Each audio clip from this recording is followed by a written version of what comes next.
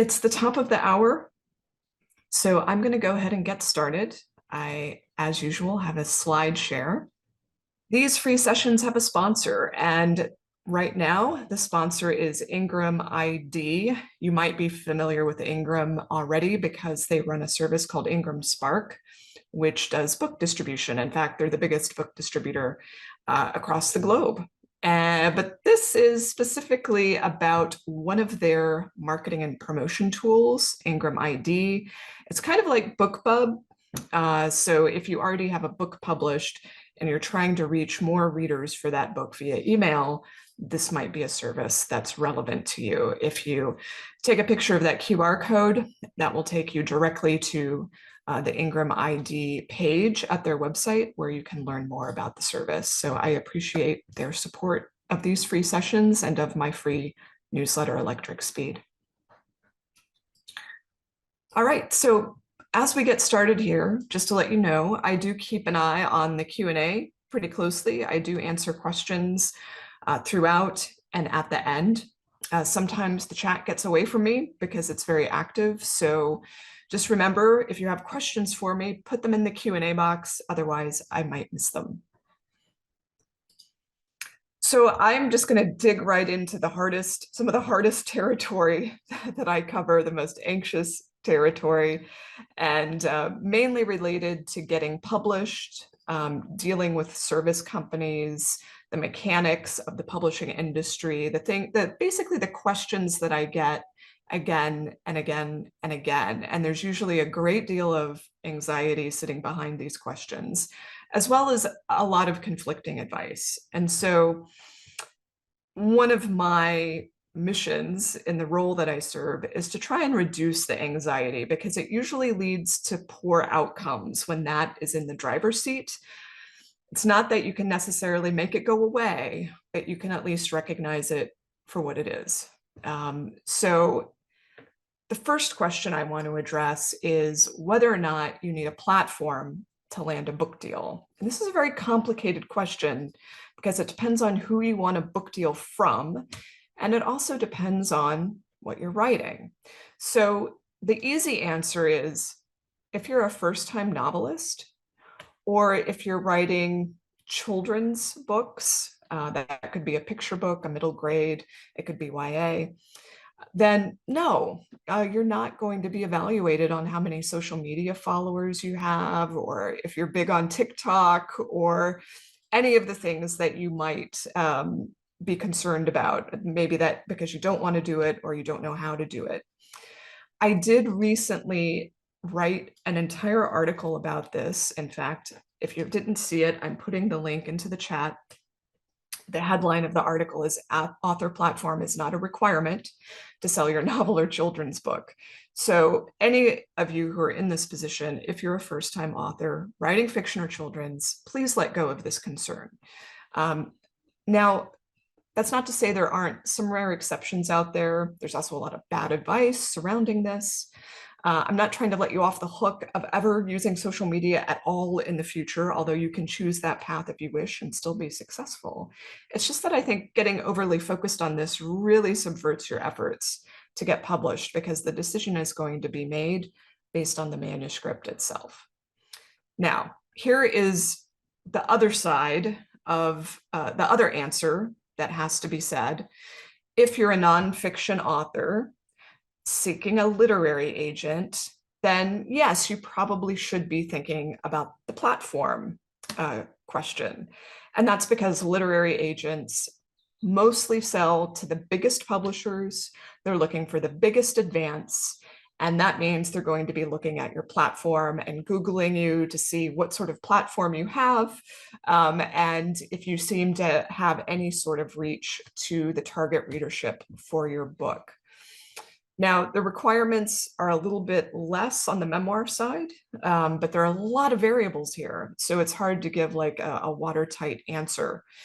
That said, there are many sorts of book deals that happen every year for authors without a platform, even across all of the nonfiction categories. It really depends on what your expectations are. Are you looking for the biggest possible book deal with a 7-figure advance? yeah, you're going to have a platform. But if you're happy with a smaller press or a university press, an independent publisher, and you don't have an agent, the requirements are probably not beyond you, and you might already meet the requirements today to get a deal with one of those types of publishers. So moving on to the next, oh, I see that Jeff is asking, I'm sorry, what's a platform? So platform is simply your visibility to readers. It's the readers for the books that you want to write and publish. So often this gets equated to a social media following, but that's just one small facet of an author platform. Author platform is driven by many factors, including your relationships, the communities you belong to, the positions that you've held, the people that you know. If you're speaking, if you're teaching, if you have media connections, there are lots of ways that we are visible to the world and that we're visible to readers. Social media is but a tiny fraction of that, although agents will often use that as a shortcut for determining whether or not you have a platform. Whether it's a fair shortcut or not is debatable. So that brings me to another issue in the whole getting published process, which is what is the best time to query or submit? And for those of you who followed me for a long time, you may actually know I answered this question in a very humorous way on Twitter. And I'm going to put that Twitter thread here in the chat. Which you're welcome to go read at another time. It's totally humorous. It doesn't have any useful information in it. The bottom line here is that there is no best time. There is no way that you can ascertain for each agent or each publisher what is the best possible moment for your submission to hit their inbox. The only information you have in most cases is what they state publicly on their website or on Query Manager or et cetera, and if they're closed to submissions, it's a bad time and you should not submit. If they're open to submissions, it's a good time and you should submit. That's it. That's the only evidence you have of whether or not it's appropriate to send in your materials. Obviously, I do know that many people say don't submit in December because it's the holidays, or don't submit in August because publishing goes on vacation, or, there are lots of rules of thumb like that out there. But ultimately, I don't think it matters. It's really whether or not the agent or publisher is open, and they will get to your submission when they are ready. There's also just, think about how many things you will be unable to predict about that agent's day or that editor's day when your submission arrives. They could be having a bad day, even though it's the perfect day for you to submit, or you have predicted that this should be the good day. They could be having a terrible week or a terrible month and rejecting everything. So a lot of this is out of your control, and you just have to let it be out of your control. That's the reality that you have to accept. All right, so another piece of this, and I think there is actually a question here already from Allison about this issue. What happens if you mess up your submission in some way? Allison says, my anxiety is that I'm so afraid to take the plunge into querying. I'm worried I'm going to blow my chance if my manuscript isn't ready, despite reassurance from critique partners and so on. So this is, this discussion right now is for Allison and all the others who have the same anxiety, which is you should query when you feel there's nothing more you can do to improve the project.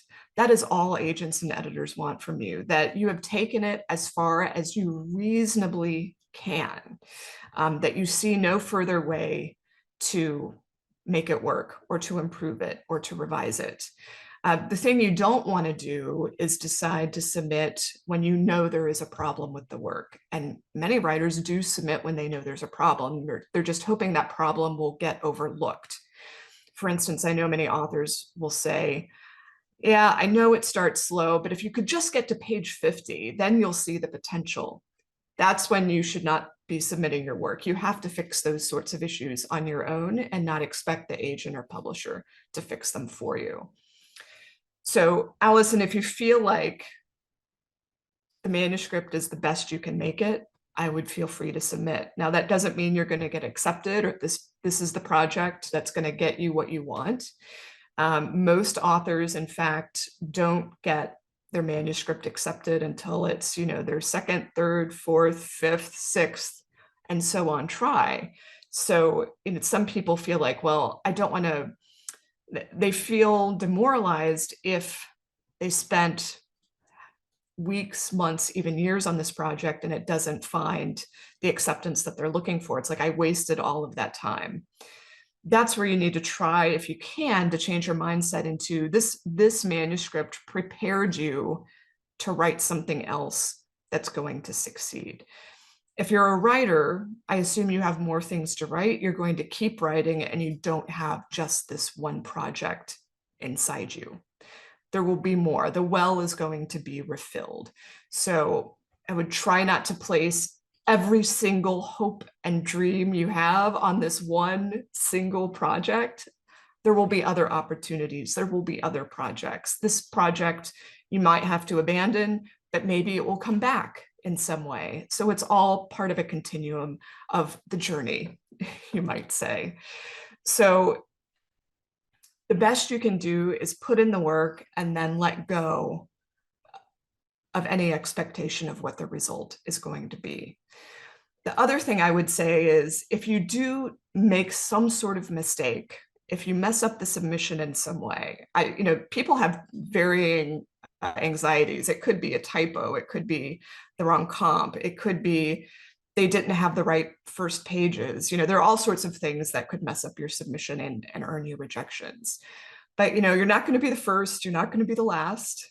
And I do think that agents and publishers are largely forgiving of the minor sorts of errors that happen to everybody. So if you do have that random typo, if you do something gauche in the submissions process, if you have to retract a submission for some reason, it's okay. Like agents and editors have seen it all.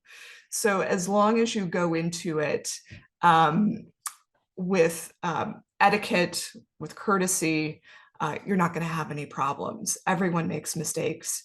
And the agents and publishers who say that they don't tolerate typos or that they don't tolerate any mistake whatsoever I would say that they're being way too rigid. They're not being realistic, and you probably don't want to work with them either if they're that rigid. So my 2 cents. All right, so the social media piece is something that inspires a lot of anxiety in authors for all sorts of reasons. There's the platform reason, of course, but there's also just the continued expectation of that authors are going to market and promote on social media. In absence of the publisher supporting the work, you may feel like it's all on your shoulders and you have to use social media to gain traction.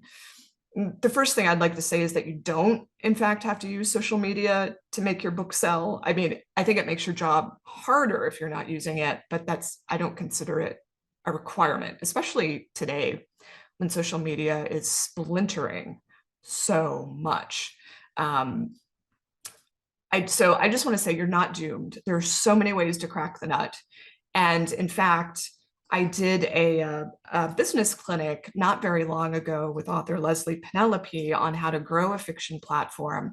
And we barely talk about social media at all. And when I say grow a fiction platform, what I'm really talking about is how do you continue to market and promote your work and find new readers for your work and grow your audience over a period of months and years. And so mostly what we talk about in that session is how you can do it without social media.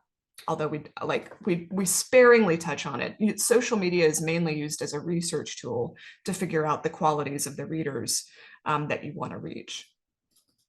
So I still, though, just want to touch on a few things that if you're using it, how to reduce the stress or distress that it might be causing you. And here I have a little picture of the Nyan cat, which is my kind of personal little totem for remembering that what I love about the internet, what I love about being online, what I love about social media, which is the wellspring of creativity and imagination and humor and humanity that can be found there.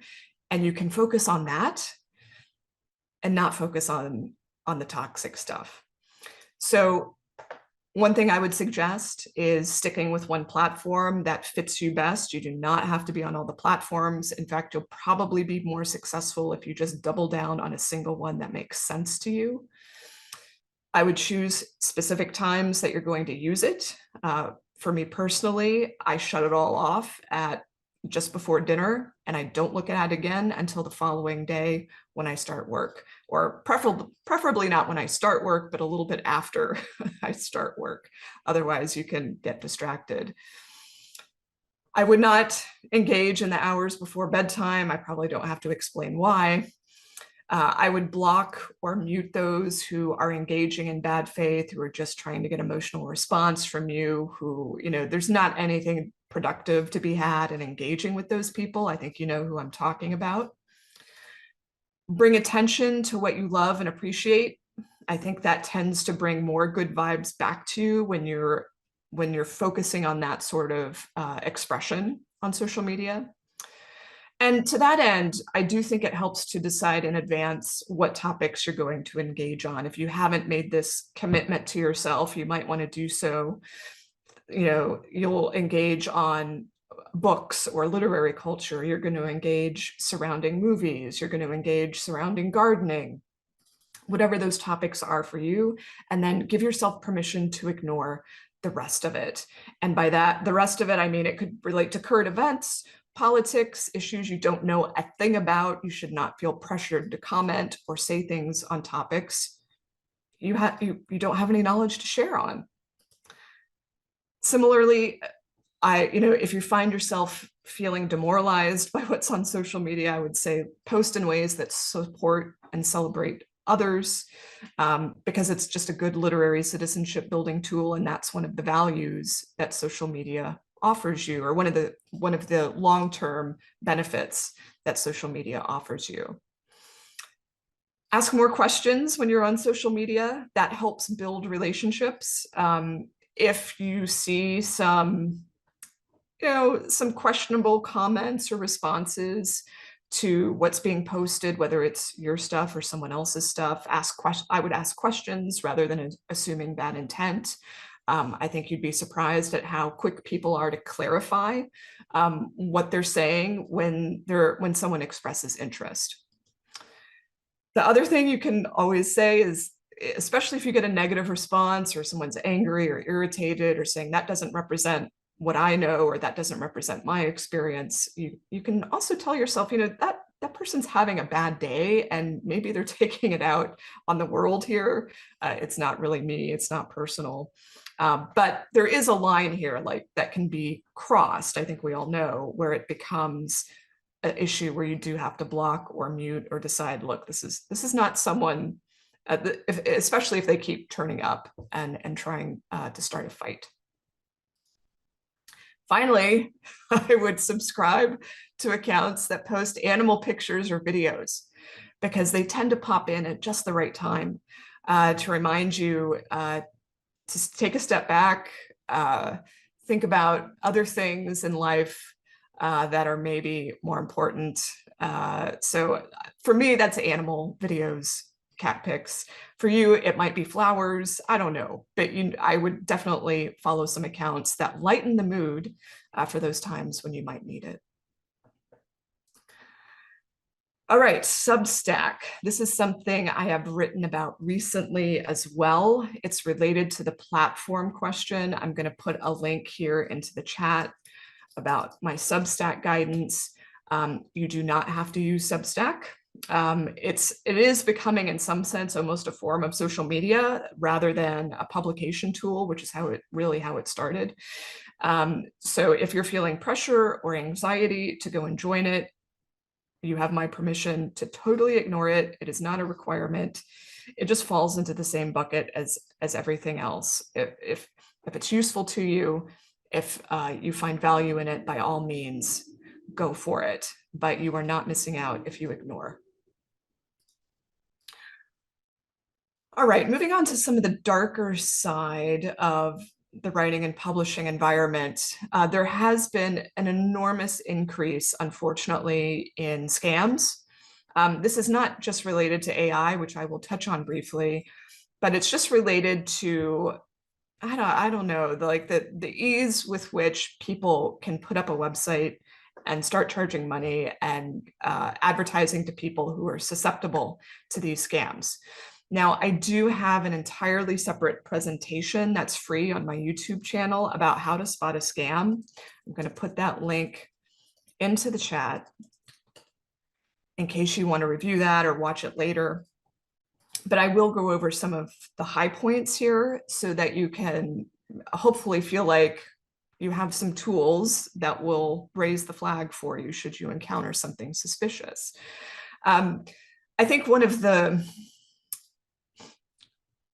the frustrating things here is that so many things in the writing and publishing community aren't in fact outright scams, but they are very low quality offerings that can do as much damage. Like they can still cost you money. They can damage your reputation. They can lead you down blind alleys and you can waste a lot of time.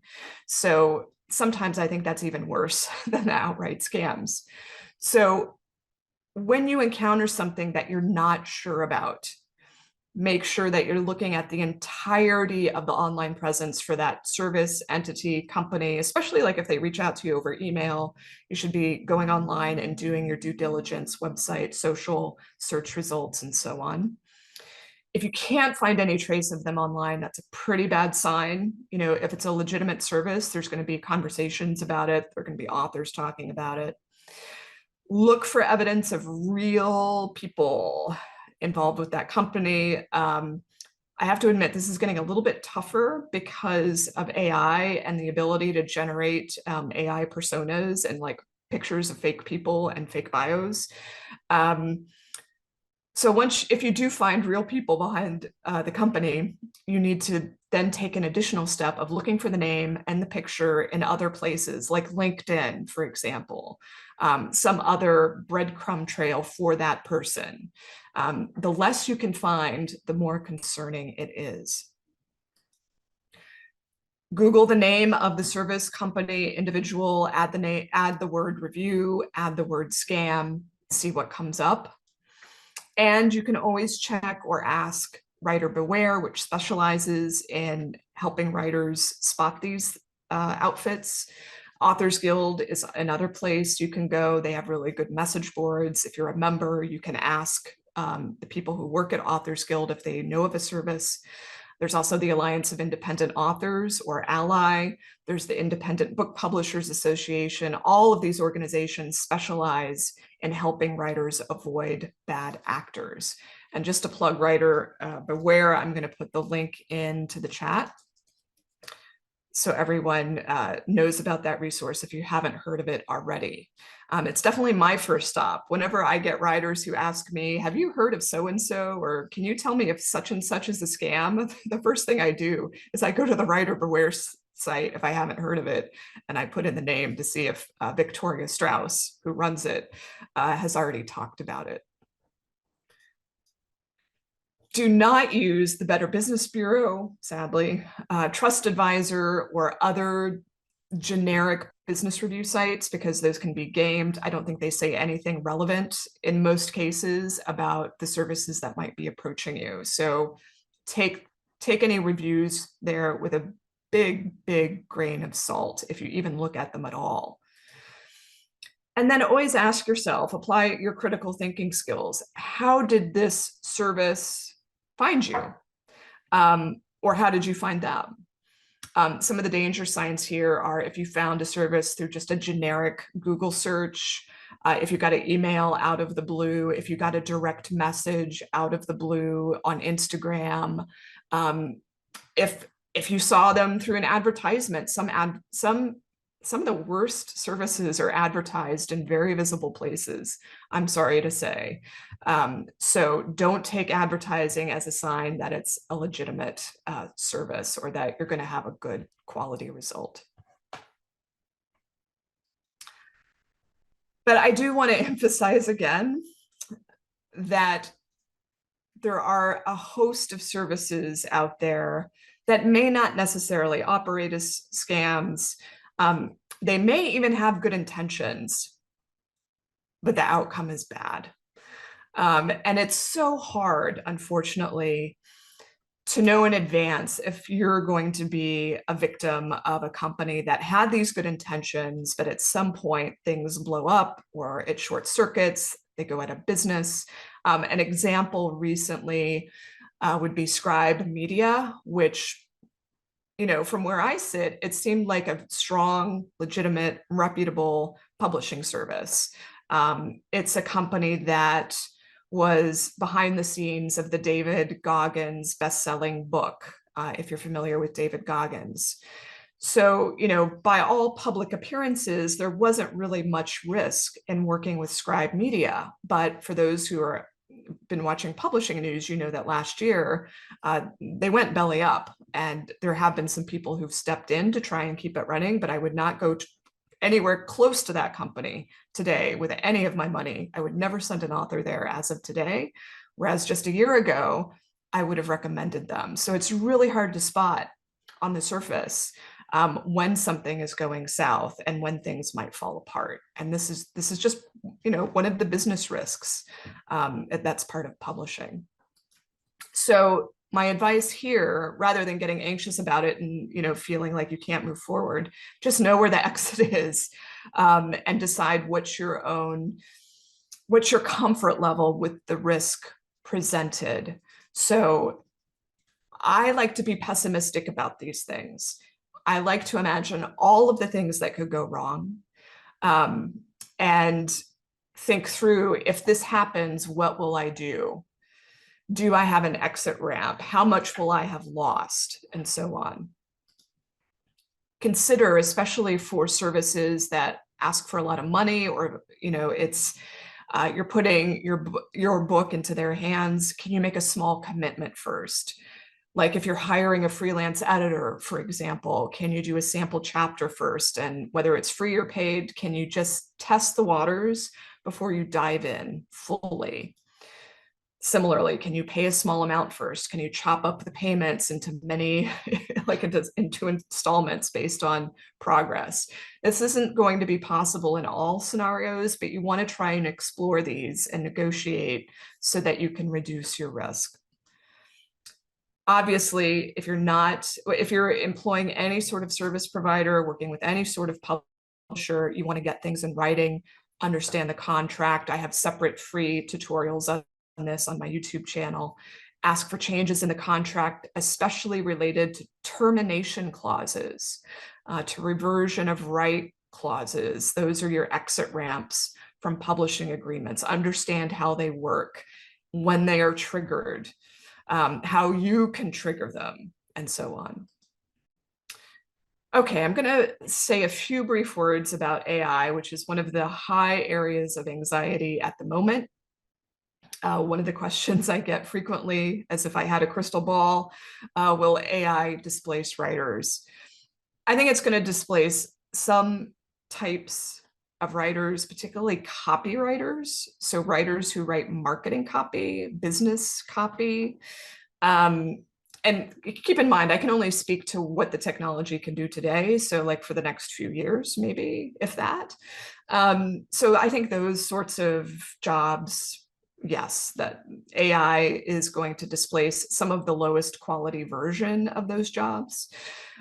As far as writing novels, creative work, things that are expressive, require imagination, I already see authors using AI assistants, but I don't yet see humans entirely being satisfied with purely AI generated work. I might be surprised in the future, but so far, I just have lots of reasons to believe that's not going to happen. But reasonable people can disagree on this issue. I've certainly heard panels on this topic where people did disagree from all corners of the writing and publishing universe. So, but you can't, in my opinion, you can't operate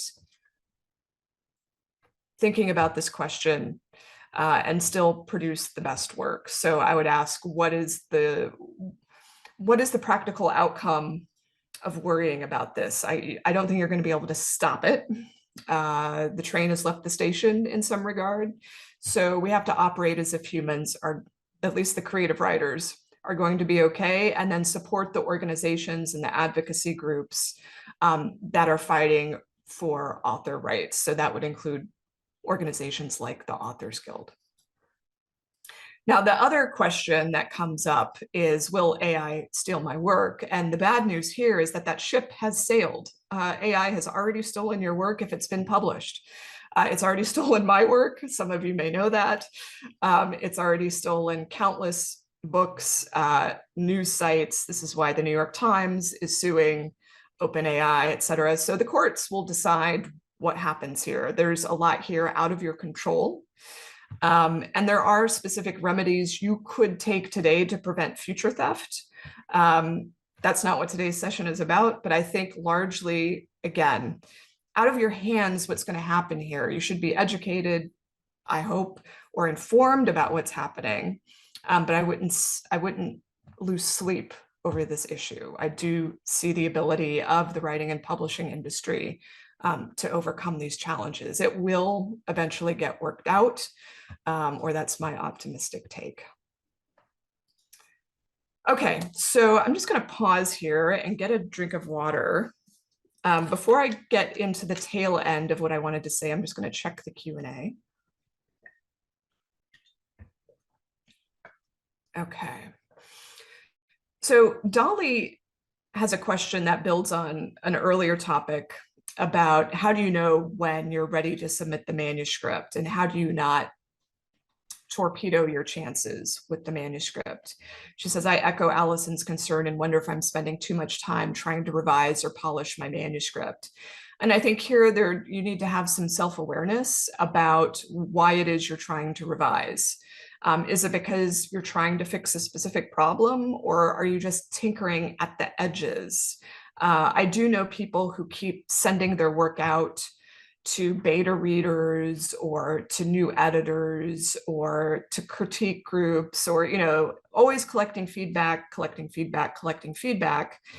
And it's sometimes out of a fear of actually submitting it and getting an answer. So sit with that question. Am I putting off the inevitable where I don't want to have the rejection and I don't want to see the end to this project, or I'm not psychologically ready for the rejection. But if you know something is wrong, then fix it.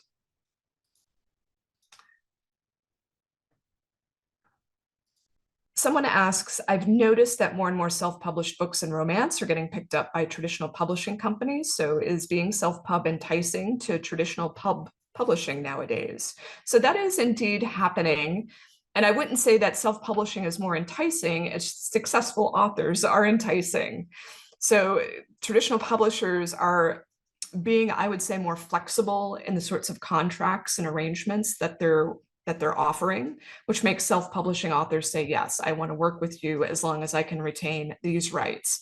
Yes, I'll give you the print rights, I'll retain these rights, and we'll work together. So I think there's kind of been, let's say, a meeting of the minds here and some flexibility as to what's possible.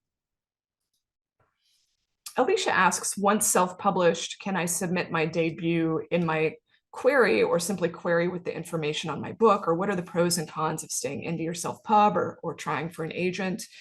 This is complicated, right? So, and it's very dependent on the individual. So there's not going to be a blanket answer I can offer here, but I do want to make it clear that if you are currently self-publishing your work, there is no barrier to switching to traditional publishing if that's what you want, but it will likely require writing and pitching a new book.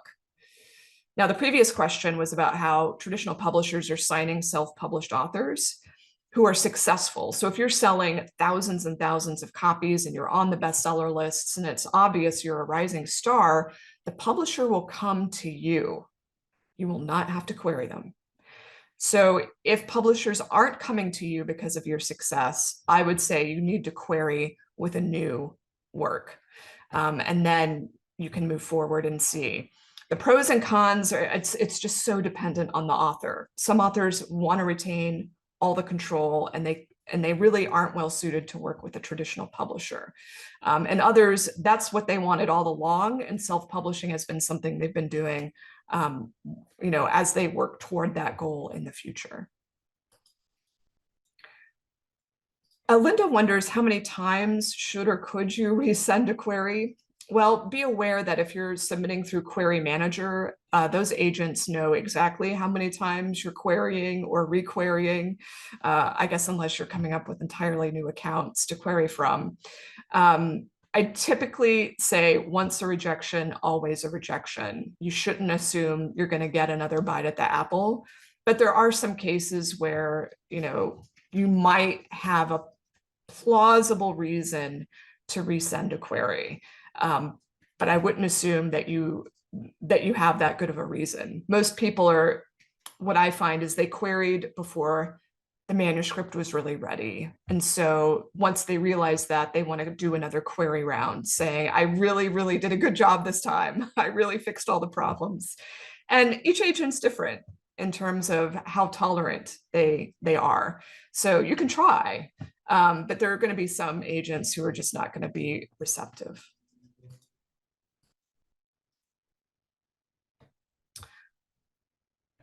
Jane wonders, are freelance magazine articles or speaking engagements related to memoir, is it going to be a barrier if I don't have any social media activity, but I'm doing these other things? And then an additional question, are there helpers to past creating social media for oneself? I'm not sure I entirely understand what's being asked there, but I do want to say that in terms of having a platform, publishing work constitutes part of your platform. So if you're publishing articles and essays, if you have speaking engagements or appearances, if you regularly teach, all of that demonstrates platform. What I would say is that if you've been doing all of these things, that would actually increase your social media following if you were on social media. But if you haven't started those accounts and you're just now thinking about it, yeah, you've kind of missed out on the potential for those activities to grow your social media following. That's why it's, I think, a pretty good idea, if you're willing to tolerate social media, to have those accounts in place early before you start writing and publishing, because once people start discovering your work, once you go out and speak, then people can follow you on social media to stay in touch with what you're doing, to remember you. It's about creating these very consistent impressions over time. That's how social media really helps. People don't lose track of what you're doing. Megan says, my anxiety, I think, is pretty typical of any artist. Am I good enough? Imposter syndrome comes on hard and fast and lingers long enough at its worst to cause me to shy away from writing. I don't expect to rid myself of it, but how to at least overcome it to write and to take a chance on myself. It is pretty typical of any artist. And Megan, I wonder if you have seen The War of Art by Stephen Pressfield. I think that's a great book to take a look at if you haven't already. Some other work that you might want to take a look at is anything by Austin Kleon. He has 3 books out that you might find useful if you haven't encountered him yet. But I think that the other resource I would mention that's very inspiring, I think, is Ira Glass. He has a series on storytelling. I mean, he's talking about radio work, but it applies to all creative work. If you go to YouTube and look for Ira Glass on storytelling, you'll find it. And he talks about how any artist, there's a gap when, especially in the beginning, between your taste or whatever has gotten you into writing or art making. There's a gap between your taste and your results. And a lot of the early years is learning how to close that gap and moving towards a place where you're producing quality work. So it may be that you are not, in fact, good enough today, but you can't let that stop you from continuing the work, because it's only by producing work that you become good enough. That's the only solution to this problem, is to do the work. So that's I guess that's the tough love. But I think that everyone has the potential to get good enough. They just stop short of success because of all of the psychological barriers that get in the way. Which again, The War of Art by Stephen Pressfield really addresses those well. And again, I'll just emphasize the Ira Glass series is really phenomenal for addressing this sort of issue. I've got a question from someone who's a journalist and author writing a book with controversial political content. I'm planning to start posting aspects of it on social media. And at this point, my fears and anxiety around publishing, I have fear and anxiety around publishing controversial content. So how do I protect myself? This is going to be a very personal decision about how you want to do this, because people have different tolerance levels for what can they manage on a day-to-day basis, what's going to make them feel safe or protected. And since I don't know you, it's hard for me to suggest very specific tactics.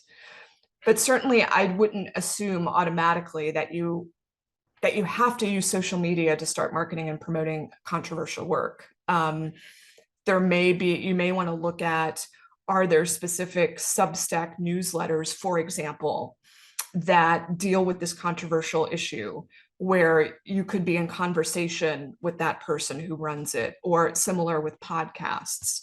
Who are your partners? Who are your allies in this? And how can you work with them to spread the word about what you're trying to do?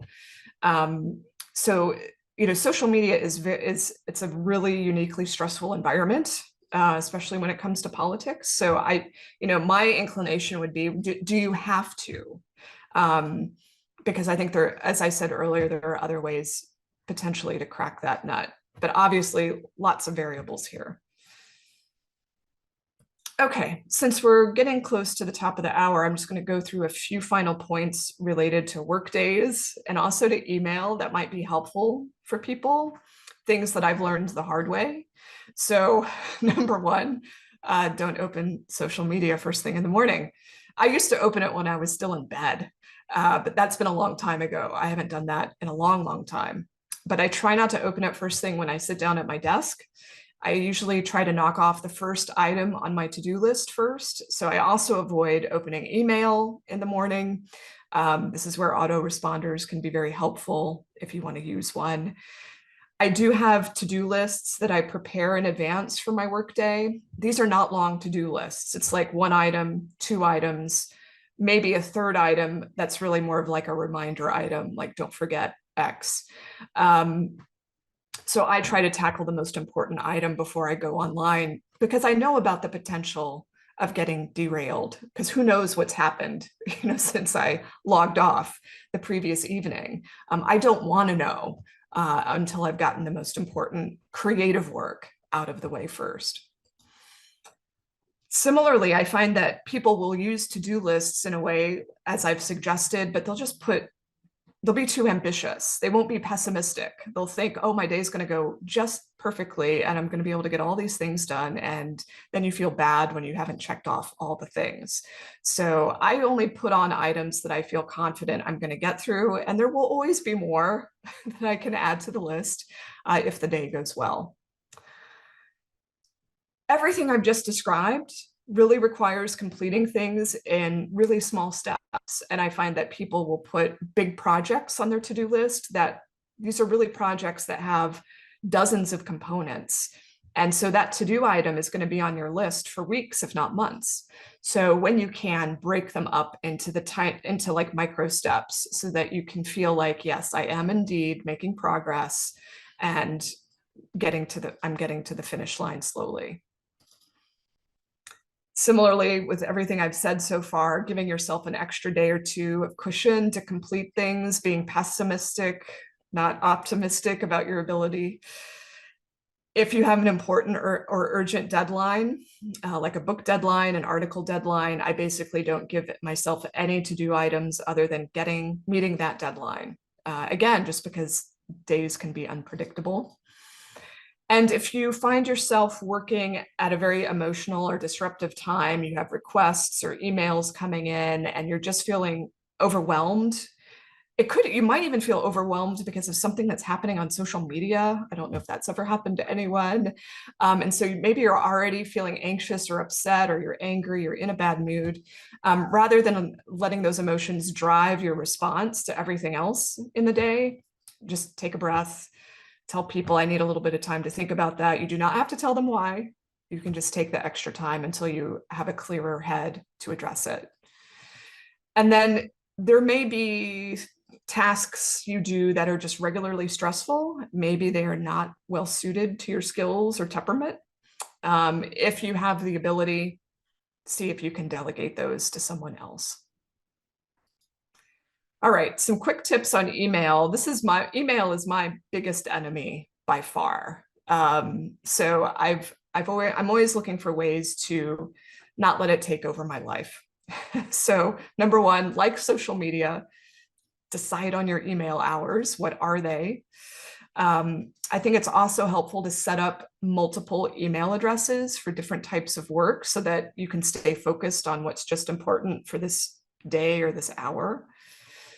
Filters, email filters, all email programs give you the ability to filter, use them. I also like to say one topic per email, especially whether you're emailing someone or getting something back. One issue per email, it just helps so much. And if you see someone emailing you with 5 different issues in an email, segment them out. And if it necessary, respond 5 times. For me, it makes a big difference. Similar with what I just said earlier, if you're in a disruptive state, wait to respond to emails, especially if it's setting off a trigger for you. For emails that just seem to be going sideways, you might want to set up a call instead.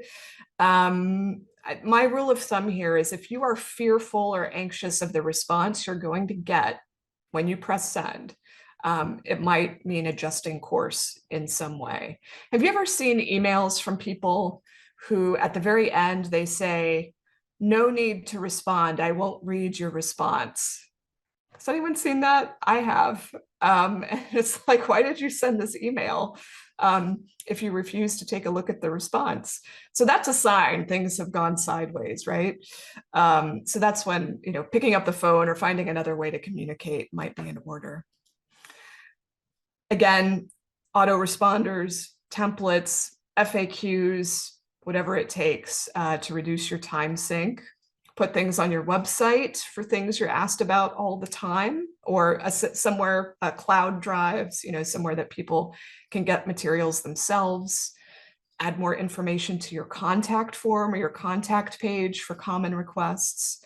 And it's okay to take a while to respond, especially if you set expectations. Like on the contact page, you can see it takes me a week to respond.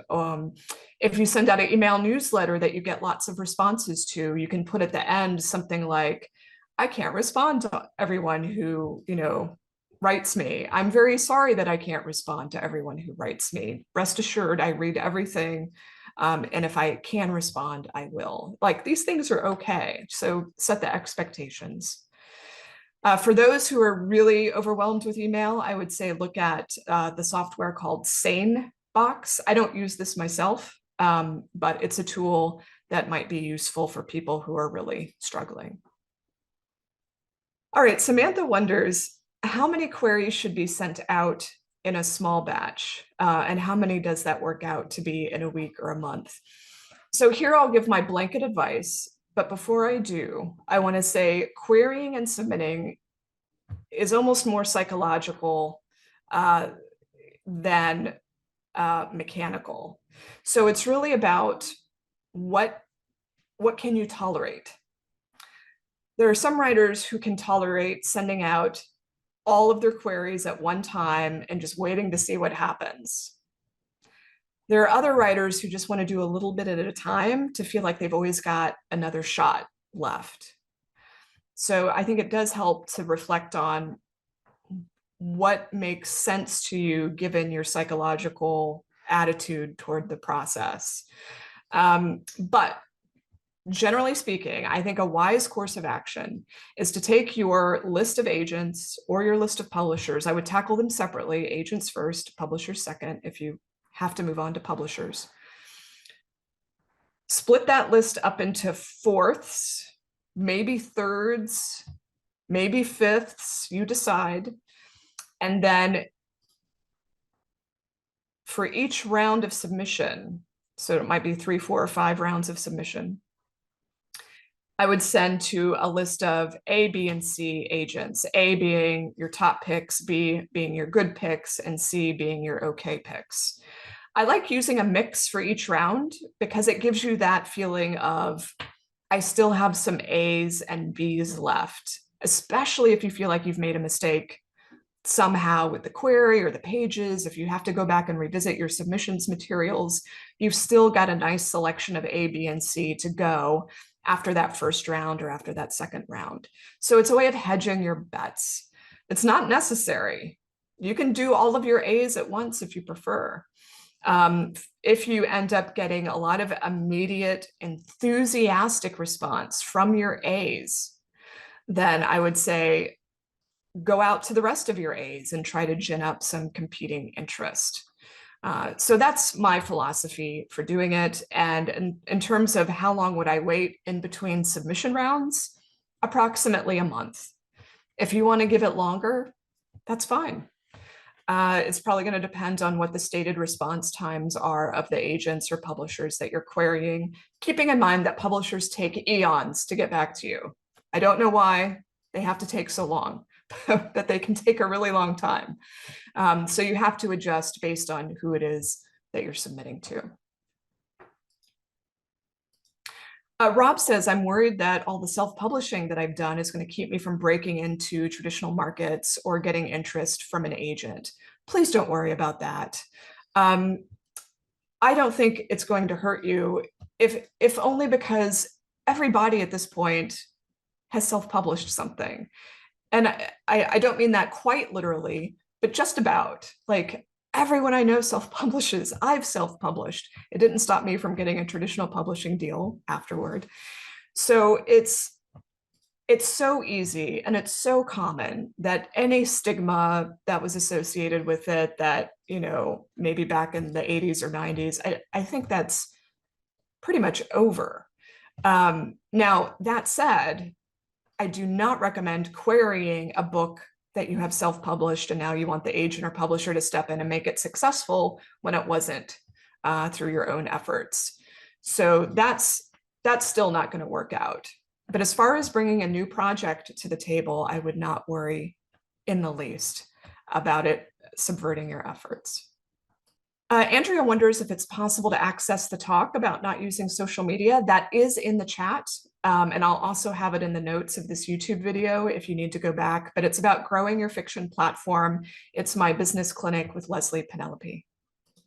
Kim says, I've been researching and poised to start an email newsletter for years, and I keep getting prepared to join something like Patreon and Substack. I changed my mind about what platform to use, and I was really ready for Substack, wasn't pleased with some of their direction lately. And so now I'm getting ready for Beehive. I think I'm assuming I need to have everything perfectly figured out before I start, but I need to take the plunge. Someone push me. Kim, I am pushing you. Just start, because nothing is ever going to be perfect when you start out. And a lot of this is iteration, learning as you go. You know, I have sympathy for this because I feel like I have someone in my life, my husband, who is very much the perfectionist, and he wants to know everything before he ventures out. He wants to have all of the questions answered. You know, if we go on a trip, he wants to learn the language and read all the guidebooks and know exactly what he's getting into. He does not want to get caught flat-footed. But, you know, the process of writing and publishing anything, whether it's a book or a newsletter, is a process of making a lot of mistakes and then improving over time. So, and also with the nature of online media, while it's true on the one hand that once you post something online, it has the potential to be online forever, it's also true that the converse is also true, that it tends to disappear very quickly under all of the millions of other things that are getting posted every single day. So just go and do it. You'll be so much happier once you've gotten started and you can decide where you want to take it, if it's even going to be right for you. So think about it in terms of small steps, small commitments over time, rather than thinking you have to go whole hog, all in, major commitment. Give yourself the latitude to change course, especially if you find out maybe Beehive won't work out and you decide you have to switch services. So figure that out sooner rather than later. Manal asks, my publisher might be going out of business. So what do I need to do or know?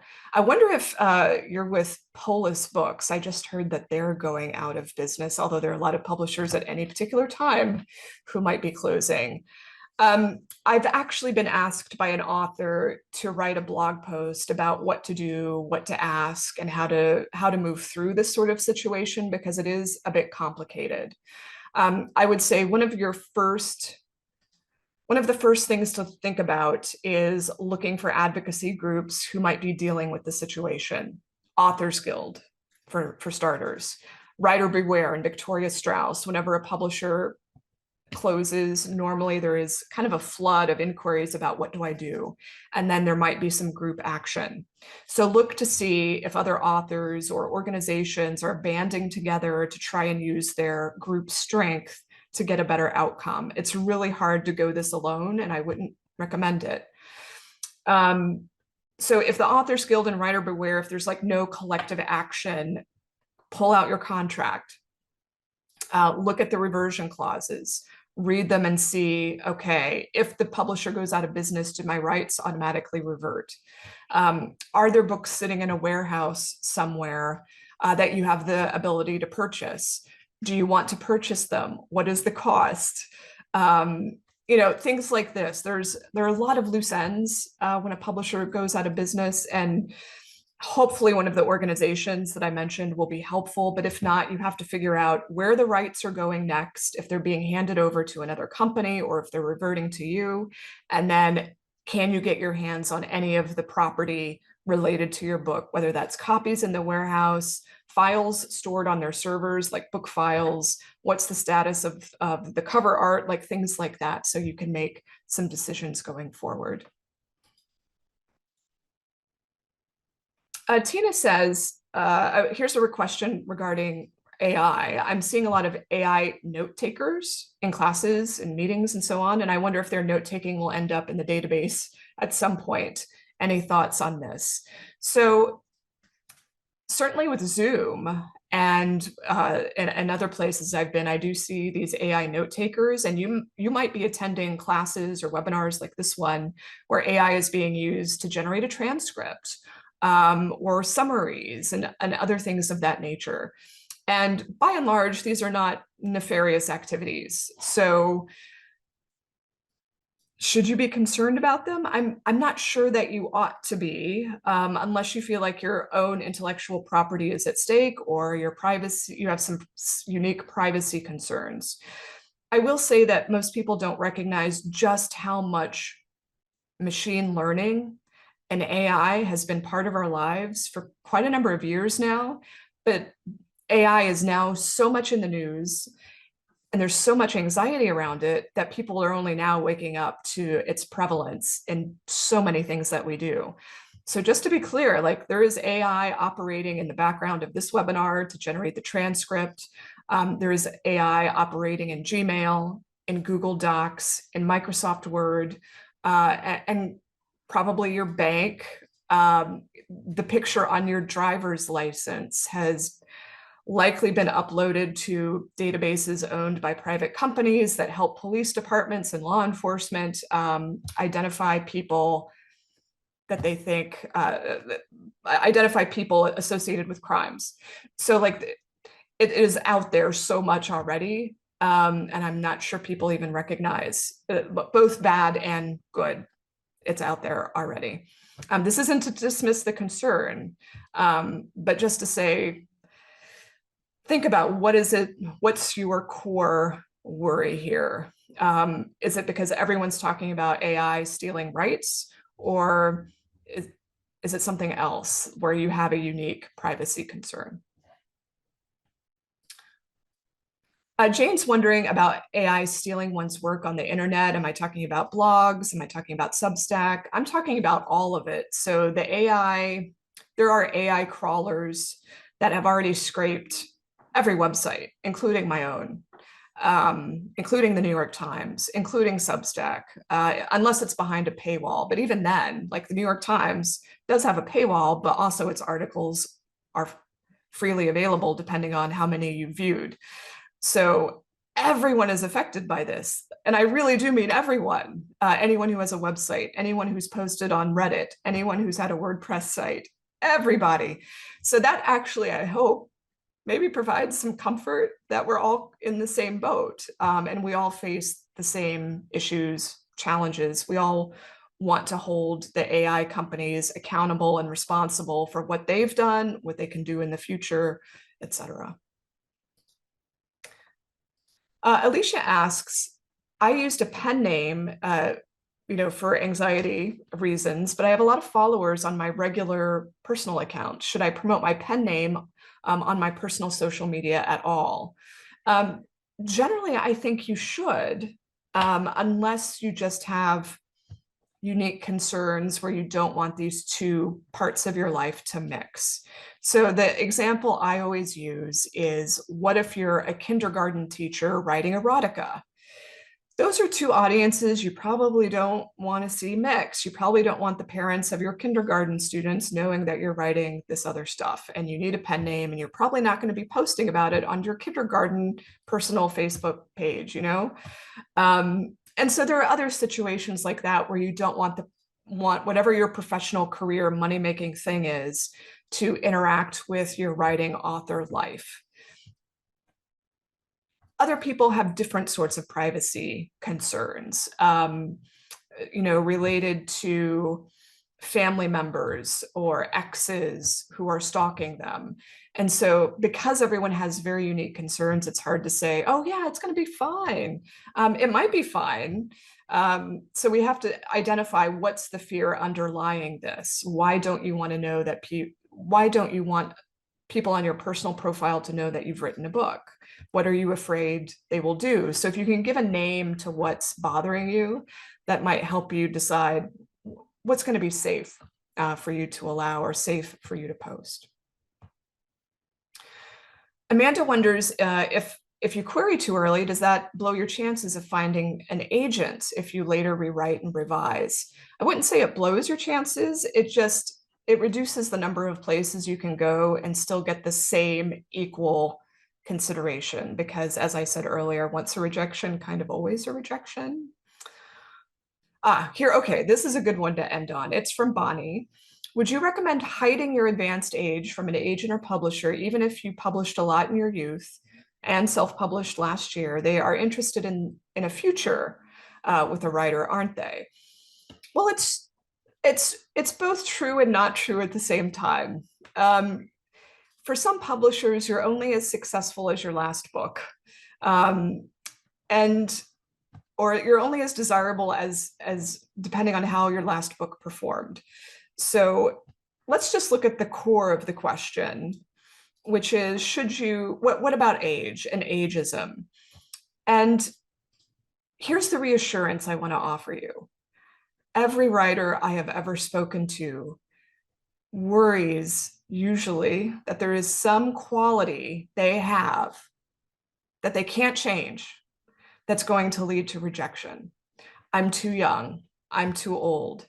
I'm white. I'm BIPOC. I live in the wrong place. I have the wrong degree. I have a bad publishing history. I write in the wrong genre. I have heard every single potential reason that writers are worried they're just going to get rejected because of this quality that they can't change. So you just have to set that aside. You can't make yourself younger. You can't make yourself older. You can't change your race or ethnicity. Pitch yourself as if you are good enough, and you're going to be evaluated on the quality of the work and if the publisher or agent thinks that it's going to succeed in the market.